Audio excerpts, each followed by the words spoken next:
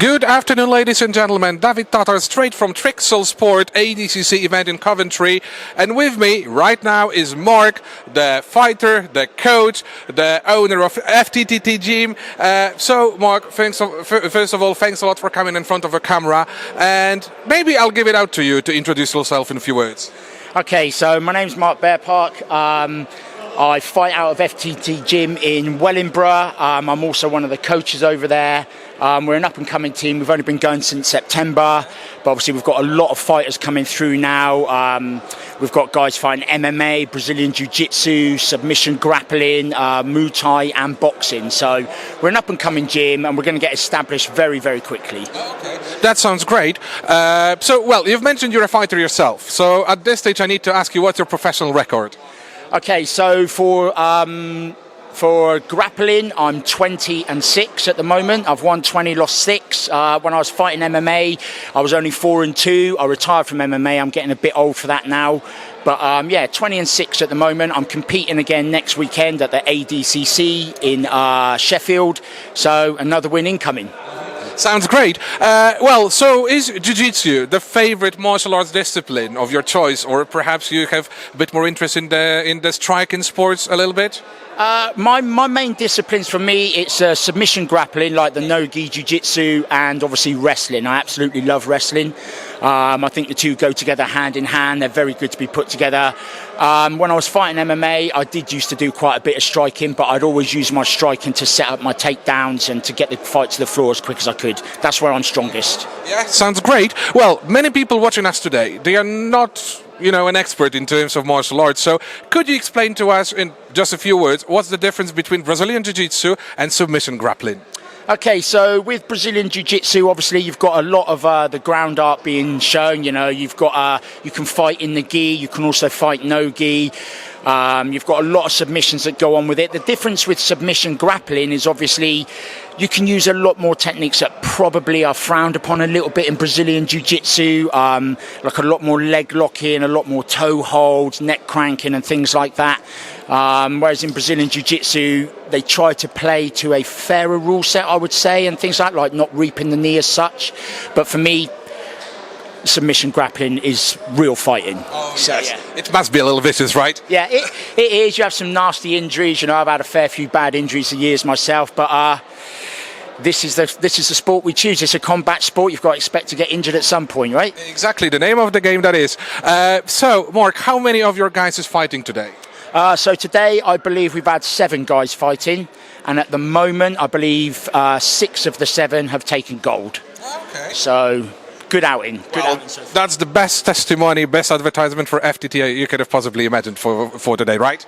Exactly. You know, we train hard all the time. We put in competition rounds where we push people to train really hard so they get used to, you know, fighting in competition under high pressure environment and everything like that. We also, you know, we dial it back a little bit when we don't have competitions on, and we work really hard on getting people to understand the concepts and the techniques that we're teaching. And then we drill and we drill and we drill over and over. Repetition is key to making you a better grappler. Oh yeah, most definitely. One thing that stood out for me today is loads of the guys from your gym are not very experienced. Some of them said, oh, I've been training for a month. Some of them said, oh, I've been training for 3 months. Yet still, they managed to go on a mat. They managed to give a very good performance. So are you basically a fan of letting people go out as soon as possible just to give them the flavor of an actual competition rather than just another day of training drills? This is it. So when you come and join our team, we put no pressure on anybody to fight. Whether you want to fight MMA, Thai boxing, submission grappling, the option for you there is to fight if you want to, but we don't put that on you.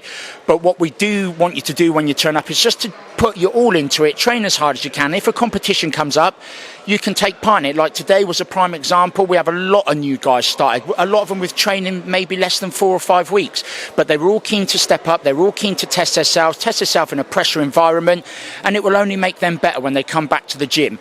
You can train every single day in the gym and you can get used to the environment, but when it comes and gets pressure tested against somebody you don't know and it's for real, that's when you really grow. That's when your skills get better. So today, even if anybody loses today, we are proud of them. They've stepped up, they've shown heart and commitment and passion to try. But what they will take from this is they will go back to the gym with a better skill set than what they started with. They will see where they were weak and they will see where they need to improve. And that's what it's about. Sounds great to me. Well, Mark, obviously you've mentioned about the competition next weekend in Sheffield. Are there any other shows that we would be able to see your guys fighting on in the near future? Yeah, so we've got a number of shows coming up. One of our MMA fighters, Cleddy, is about to fight in Cage Warriors on December the 9th for the amateur lightweight title.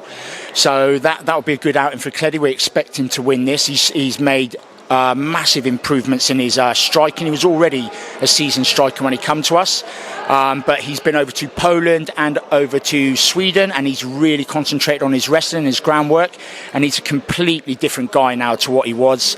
We've also got competitions coming up. We've got the British Nogi, which is next week. It's running at the same time as ADCC, so we have 5 guys going down there to compete in that, and we have, I think, 4 tournaments lined up from February onwards for next year. So everyone's going to see us, we're going to get out there, and everyone's going to know what FTT is about. Oh yeah, well, that's the point. That's the name of the game again.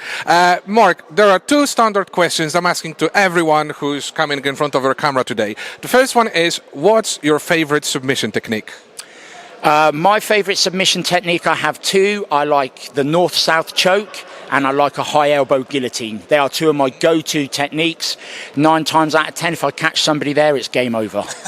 Interestingly, none of your guys mentioned these 2 so far, but that's good. That means no pressure is being given to, your preferences, which I really appreciate. The second question I have, again, standard question that all of the guys received today, the martial artist of your choice, the GOAT, the best martial artist in your eyes, who is it?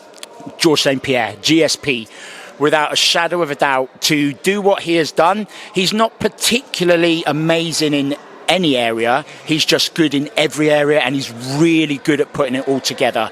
And for a guy to do what he's done, to lose twice and come back and beat both those guys convincingly, to retire after 4 or 5 years, come back, move up in weight, and then win the middleweight title. For me, to do it steroid-free, to be able to train the way that he's done, for me, he is pound for pound #1, the GOAT of MMA. Yeah. Oh, definitely. Very, very strong contender.